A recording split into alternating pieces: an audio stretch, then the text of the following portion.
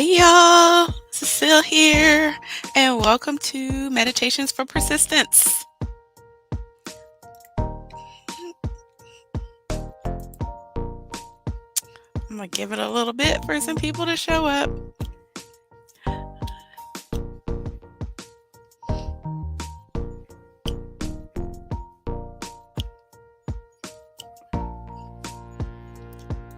Let me make sure it's everywhere.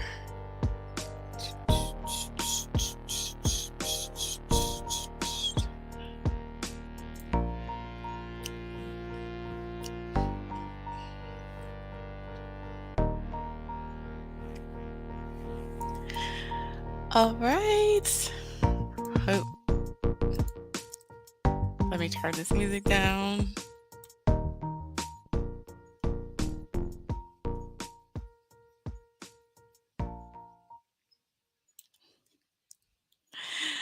All right. Hey y'all, Cecile here. Zooming to y'all from, or streaming, not zooming, streaming in from the unceded lands of the Kickitan here in Virginia. And for those of y'all who are part of the group Meditations for Persistence, it is great to have you tonight. And I'm also streaming live on LinkedIn and YouTube. So for those of you who are not part of the Facebook group, this is an invitation to join. But if you're watching on LinkedIn or YouTube, please give me a follow. And if you're on YouTube, please hit the little bell so you get notifications whenever I go live. Um, Meditations for Persistence. We are a group of activists and people learning how to be activists and people concerned about human rights. So people in this group, we understand that who we are at home and in our jobs, with our friends and our politics, with our spirituality, all of that does not need to be separate because all of those things make up who we are. We are all of those things in one body. And so rather than siloing different parts of ourselves, we come together on Sunday nights and we live in alignment. So if you are someone who speaks up when you hear injustice, or you're trying to learn how to speak up when you hear about injustice, hey, I don't know who's here, but hey, if you're trying to learn those things, then I am inviting you right now to join my membership community. It's called Inspired by Indigo. And every month we go through 4 pillars. And these 4 pillars help you learn how to make social equity a habit. The first one is self care, because once you learn how to get in your body and take care of yourself, it makes it so much easier to do the hard things. The second one is to know your facts, because once you know the facts, it's easier to undo myths and lies. It's easier to have the confidence to speak up. The third pillar is to undo the work. Take those 2 things that you learned and go out in the community and do something to make a difference. Do something that's going to make people's lives better. And then the fourth pillar is to rest and rejoice. You got to give your body, your mind, and your soul a chance to rest and come back to center. And you got to celebrate the small wins, because if you don't celebrate them, then it's so easy to get disillusioned. All right, so tonight I wanted to hop on. I'm going to be quick. I'm not going to stay on long because I'm not feeling that great. So I'm just going to be quick. I just wanted to say that the midterm elections, they're still counting the votes right now, but it's obvious that the Democrats are going to control the Senate. Right now, they have 50 seats. There's 1 seat that's still up undecided. That is 1 Senate seat in Georgia. And so there's going to be a runoff election December the 6th on that election between Herschel Walker and Reverend Warnock. And my guess, this is just my gut feeling, is that because the Democrats already know that they have control of the House, and the Republicans already know that the Democrats have control of the House with 50 votes plus the 1 vote from the Vice President Kamala Harris, that it's probably going to be less turnout for Republicans. And so I think this is going to make it easier for Reverend Warnock to win that seat. I hope so anyway.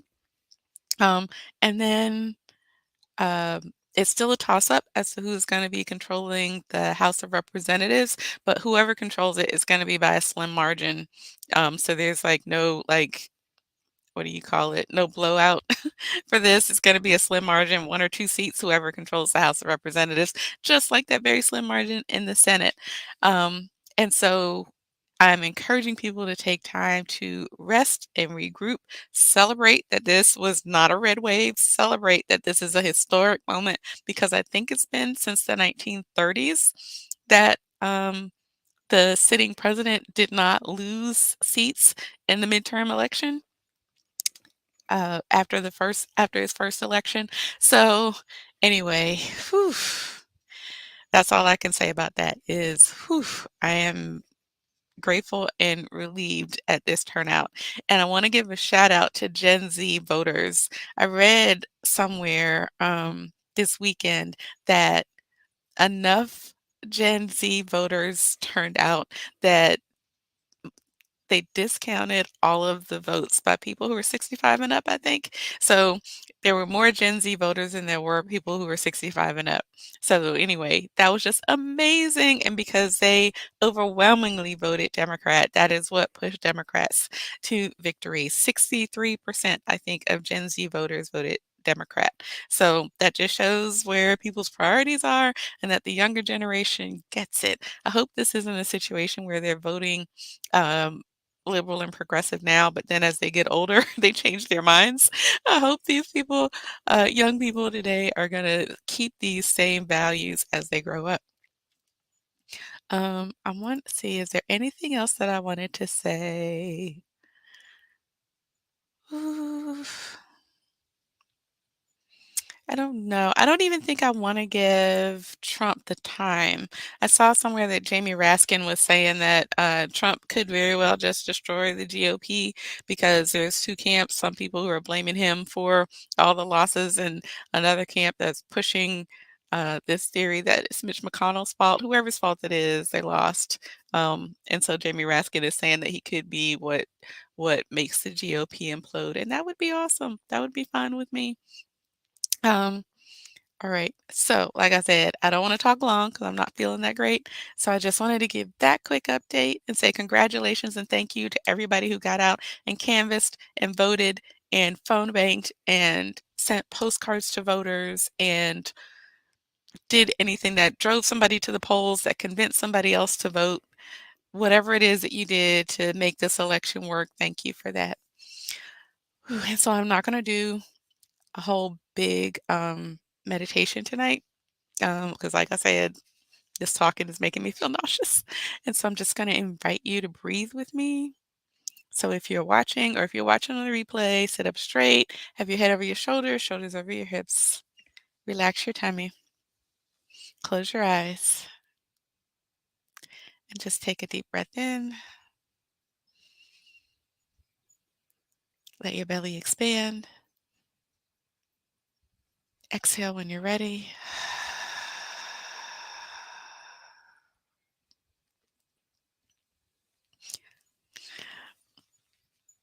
Okay, one more time. Let's take in another deep breath.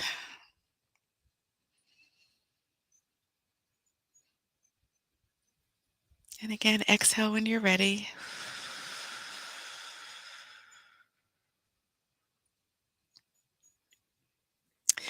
All right. Now, usually I go for like a half an hour, sometimes an hour, but like I said, this talking is making me nauseous, so I'm not staying on very long today. I will see you guys second Sunday next month. I'm on every second Sunday talking about um, politics and human rights, and then usually leading a meditation, but I'm just not up for it tonight. So, anyway, I hope to see you guys next month. Congratulations. This was a good election for human rights, and it doesn't mean that the work is done. All right, we need to really push so that Reverend Warnock wins in Georgia.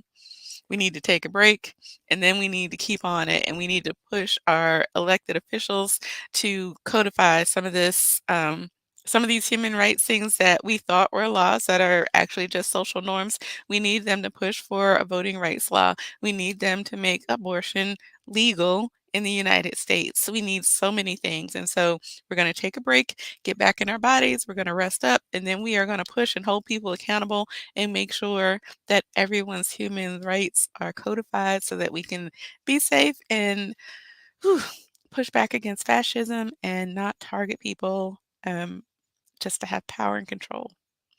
All right, as always, I am sending you guys fierce love. and I will see you next month. This is a short one.